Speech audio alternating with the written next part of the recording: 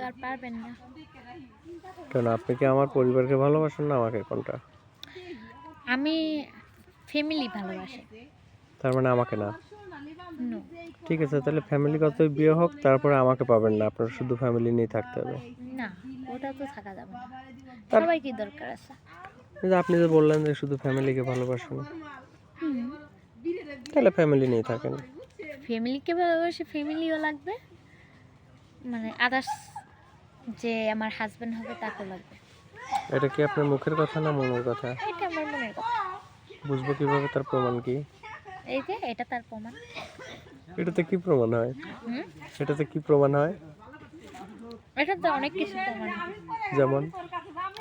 যেমন টক খাইলে টক, জাল, মিষ্টি, মিষ্টির সাথে তিতা আছে।